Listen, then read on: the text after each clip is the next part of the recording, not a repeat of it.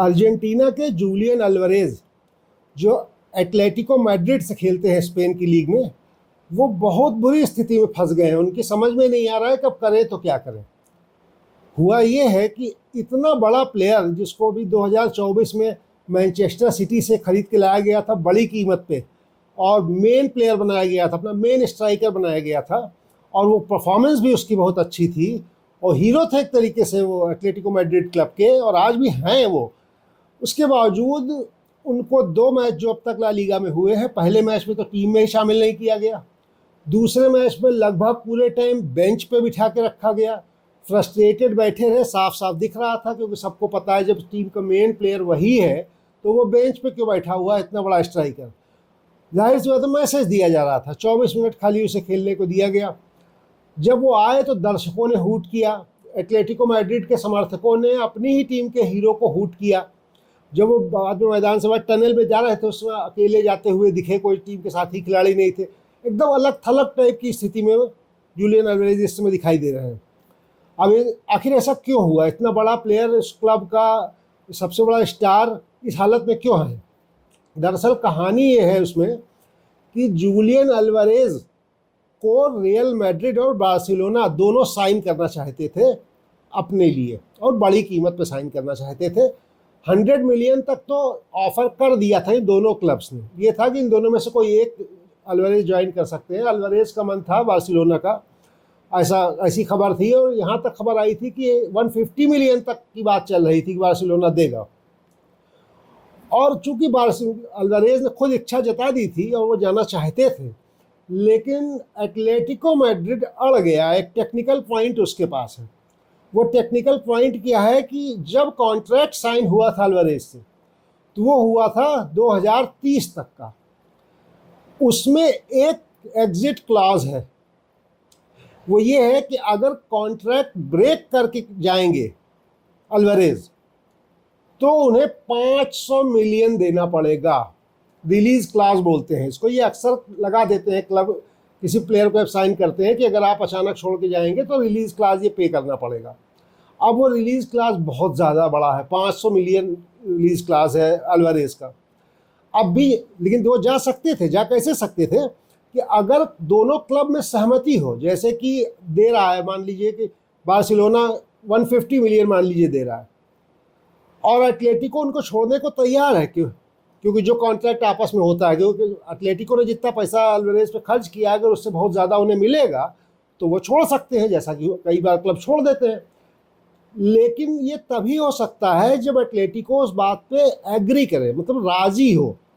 वो जो समझौता किसी भी क्लब से उसका हो, बार्सिलोना से हो या रियल मैड्रिड से हो, उसके बाद वो तैयार हो, ये हम समझौते के ऊपर जाने देते हैं इनको, तब तो ये बात हो पाएगी। लेकिन अगर एटलेटिको मना कर देगा कि हम नहीं जाने देंगे, हम नहीं जाने देना चाहते हैं, तब उस केस में अल्वारेज नहीं जा सकते जब तक वो रिलीज क्लॉज वाला पैसा न भरे। अब वो रिलीज क्लॉज वाला पैसा इतना ज़्यादा है कि वो अल्वारेज तो भरने से रहे। अब इसका यही तरीका था कि जो क्लब उनको साइन कर रहा है वो ही वो पैसा अल्वारेज को दे दे कि तुम भर दो, जैसा कि नेमार के केस में हो चुका है। जब नेमार गए थे पीएसजी तो कॉन्ट्रैक्ट तोड़ के ही गए थे, और उसका रिलीज क्लॉज 222 मिलियन के आसपास था, वो पीएसजी ने नेमार को दे दिया था, नेमार जाके अपने एजेंट से जमा करवा दिए थे, तब वो चले गए थे। इस केस में रिलीज क्लॉज 500 मिलियन है, और 500 मिलियन देने की स्थिति में नहीं है जो क्लब्स। लेकिन अब कहानी क्या है कि अब एटलेटिको एक तरीके से स्थिति ये बन गई कि जो प्रैक्टिकल सिचुएशन बनी वो ये बनी कि अल्वारेज तैयार है, हम जाना चाहते हैं उस क्लब में, वो क्लब तैयार है कि हम एक बड़ी कीमत पे आपको ख़रीदना चाह रहे हैं, आ जाइए। लेकिन जिस क्लब से वो खेल रहे हैं वो कह रहा है कि हम नहीं छोड़ेंगे तुमको। अब ये स्थिति विकट बन गई है। अब जब वो कह दे कि हम छोड़ दे रहे हैं, नया कॉन्ट्रैक्ट कर रहे हैं, तो अल्वारेज जा सकते हैं बिना रिलीज क्लॉज दिए। लेकिन अगर वो कहेगा हम नहीं छोड़ रहे हैं, तब फिर रिलीज क्लॉज का पैसा देना पड़ेगा। यहाँ के केस गया फंस। अब 500 मिलियन कौन जमा करे, नहीं हो पाया इनका ट्रांसफ़र अभी। तो ये सारा जो बातें थी वो आ गई बाहर जब आ गई तो क्या होता है कि क्लब फुटबॉल में जो सपोर्टर्स का बेस होता है वो खाली दर्शक नहीं होते हैं, वो बहुत पावरफुल ग्रुप होता है वो। और यहाँ तक कि उनकी इच्छाओं का सम्मान प्लेयर्स को, क्लब को करना पड़ता है। कई बार डिसीजंस लेने पड़ जाते हैं जो है फैन बेस की वजह से। वो एक तरीके से पार्ट होते हैं उस क्लब का, ऐसा नहीं वो दर्शक होते हैं। अब फैन बेस ज़्यादातर क्लब्स के क्या होते हैं, बहुत इमोशनल होते हैं, वो हूट करने लगते हैं अगर कोई प्लेयर जाने की कोशिश करे, बुरा मान जाते हैं, मतलब लॉन्ग मेमोरी तक लोग बुरा माने बैठे रहते हैं। आज भी लिवरपूल वाले नफरत करते हैं लुइस सुआरेज से, जबकि लुइस सुआरेज लिवरपूल के लिए बहुत अच्छा खेले हैं, लेकिन चूंकि वो उन्हें छोड़ के अचानक बार्सिलोना चले गए थे, तो आज तक उनकी शक्ल नहीं देखना चाहते लिवरपूल वाले। इतना इमोशनल कनेक्ट कई बार होता है। तो ट्रांसफ़र विंडो या किसी प्लेयर का यहाँ से वहाँ जाना सिर्फ दो क्लब के बीच का या पैसे का ही मामला नहीं है, उससे ऊपर की चीज़ है। इसीलिए प्लेयर देखता भी है हमेशा हम जहाँ जा रहे हैं वहाँ जाना ठीक भी है या नहीं ठीक है। तो उदाहरण के लिए आपको बताएं कि बार्सिलोना और रियल मैड्रिड के प्लेयर कभी आपस में नहीं जाते एक दूसरी जगह, क्योंकि उन्हें पता है कि इतना भयंकर राइवलरी है, लगभग दुश्मनी है।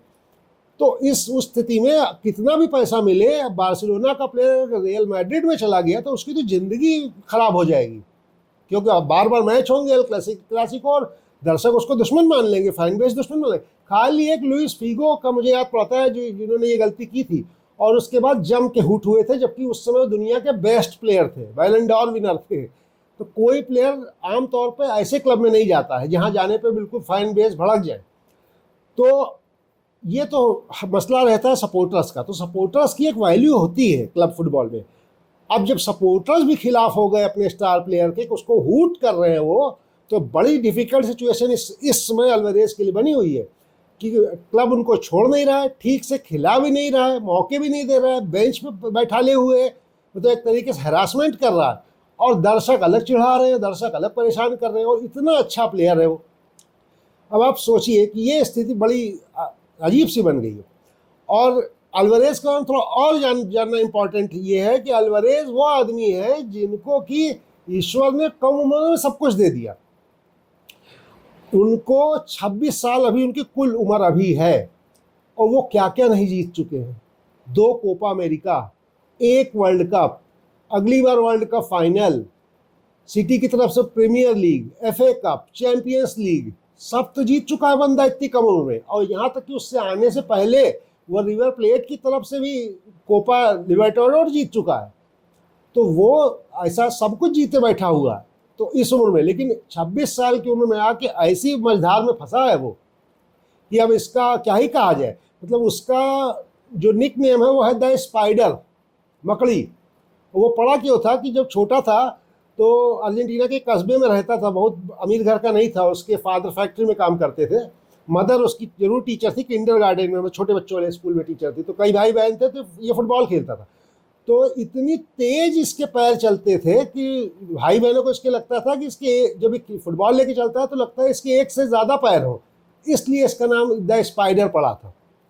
और अगर आप देखेंगे तो बाद में स्पाइडरमैन वाली अपनी सेलिब्रेशन भी बनाया इसने, अल्वारेज ने। और जो वर्ल्ड कप 2022 में इसने एक गोल मारा था, जो कि क्रोएशिया के खिलाफ सोलो गोल मारा था, उस गोल में आप देखिए तो लगभग उसी स्पीड में और वैसे ही लेके गया जैसा कि उसका नाम है। तो अल्वारेज बहुत ऊंची चीज़ है और बहुत कम उम्र में बहुत कुछ उसने हासिल किया हुआ है। 2022 वाला जो वर्ल्ड कप जो अर्जेंटीना जीते थी, उसमें उसने 4 गोल अर्जेंटीना के लिए मारे थे, और वो तब मारे थे जबकि शुरू के 2 मैच में उसे स्टार्ट नहीं दिया गया था, लौटारो मार्टिनेज को स्टार्ट दिया गया था। जब उसको पहली बार स्टार्ट दिया गया उसी मैच से उसने गोल मारना शुरू कर दिया, और 4 गोल मारे थे। मेसी के बाद सबसे ज़्यादा गोल अर्जेंटीना के लिए जूलियन अल्वारेज ने ही मारे थे 2022 वर्ल्ड कप में। उसके बाद मैनचेस्टर सिटी के लिए वो बेहतरीन खेला और सारी ट्रॉफीज जीती उसने। पेप ग्वार्डियोला के दौर में मैनचेस्टर सिटी खेल रहा था वो, लेकिन मैनचेस्टर सिटी छोड़ने की उसकी वजह ही यही थी कि उसके साथ वहाँ पे अर्लिंग हालैंड भी थे। तो अर्लिंग हालैंड चूँकि मेन स्ट्राइकर थे, मेन प्लेयर बने हुए थे, इसलिए अच्छा खेला काफ़ी अल्वारेज भी। लेकिन उसे लगता था कि ट्रॉफी जीतने के अलावा हम ऐसे क्लब के लिए ट्रॉफी जीते जिसके मेन प्लेयर हम हो, जिसका मेन चेहरा हम हो। इसलिए वो आया था एटलेटिको मैड्रिड, और एटलेटिको मैड्रिड ने उसे मेन प्लेयर बनाया भी, और वो खेला भी बहुत अच्छा। चैंपियंस लीग सेमीफाइनल तक गई है एटलेटिको और अच्छा खेली है लीग में भी। लेकिन क्लब ला लीगा जीत लेना इतना मजाक नहीं है, क्योंकि ला लीगा में सामने कौन है भाई, बार्सिलोना और रियल मैड्रिड। तो इनको हरा के कभी कभार ही जीत मिलता है किसी और क्लब से, तो इसलिए वो ला लीगा नहीं जीत पाए। चैंपियंस लीग सेमीफाइनल तक ही गए थे, तो 2 सीजन में ट्रॉफी लेस रहे, अच्छा खेल के भी। तो जिस आदमी की झोली में इतनी ट्रॉफी हो, वो 2 सीजन अगर इस तरीके से जाएगा और उससे इतना बड़ा क्लब ऑफर करेगा और इतनी बड़ी रकम पे ऑफर करेगा, तो निश्चित रूप से वो जाना चाहेगा। और वैसे भी अर्जेंटीना के प्लेयर्स का मैसी कनेक्शन की वजह से बार्सिलोना से एक अटैचमेंट होता है, तो उसके लिए बार्सिलोना से ऑफर मिलना उसके लिए सपना पूरे होने जैसा ही था। लेकिन सबसे इसमें मजे की बात यह है कि जो मैनेजर है, जो सर्वे सर्वा है एटलेटिको मैड्रिड का, वो खुद अर्जेंटीना का जो पुराना प्लेयर है, बहुत बड़ा प्लेयर रहा है, सिमियोनी ही है मैनेजर उसके। और सिमियोनी बहुत पावरफुल पोजीशन में है, मैनेजर ही डिसाइड करता है कौन रहेगा कौन नहीं रहेगा। हाँ, सीईओ क्लब का प्रेसिडेंट, इन लोगों की भी राय होती है, इन लोगों के हिसाब से काम करना पड़ता है, लेकिन कहीं ना कहीं टीम के बारे में से होती है सबसे बड़ी मैनेजर की। और सिमियोनी के रहते हुए एक अर्जेंटीना का इतना टैलेंटेड प्लेयर ऐसी स्थिति में फंसा हुआ है, ये भी बहुत अजीबोगरीब सी स्थिति है, क्योंकि ये तो उन लोगों ने देख ही लिया कि अब तो दर्शक भी भड़के हुए हैं। तो इस तरीके से अल्वारेज को खिलाने से कितना फ़ायदा होगा, कितने दिन ये सब चलेगा, कितना प्रेशर बना रहेगा उसके ऊपर, खुद वो उसे कब प्रॉपर ट्रस्ट कर पाएंगे, उसको स्टार्ट देंगे, ये बहुत सारे फैक्टर आ गए हैं। और 26 साल की उम्र के यंग प्लेयर के लिए इतना कुछ झेलना आसान नहीं है। तो अल्वारेज, जो कि द स्पाइडर जिनका नाम है, वो रियल जिंदगी में भी द स्पाइडर की तरीके से मकड़ी के जाले में इसमें फंसे हुए हैं। अब इससे उन्हें निकलना होगा, और उसको निकलने के लिए खाली उनके हाथ में नहीं है, उसमें उन्हें एटलेटिको मैड्रिड क्लब का सपोर्ट थोड़ा चाहिए होगा, सिमियोनी को थोड़ा रोल उसमें प्ले करना होगा, क्योंकि ज़बरदस्ती बांध के, तो कहावत है कि बांधे जो बनिया बाजार नहीं लगती है, कि किसी बनिया को बांध दे बाजार, कहें कि बाजार लगेगी तो नहीं लगेगी। तो इस समय स्थिति लगभग बांधे बनिया वाली हो गई है अल्वारेज की। और जोक्स चल रहे हैं कि एटलेटी जेल में है, वो सिमियोनी जेलर है उसके, यानी क्या क्या चल रहा है इस समय सोशल मीडिया के ऊपर, मीम्स बन रहे हैं कि जेल से इनको आज़ाद कराओ। तो क्या होगा ये आने वाले समय में पता चलेगा, लेकिन निश्चित रूप से ये स्थिति एक इतने बड़े और इतने टैलेंटेड प्लेयर के लिए दुखद है।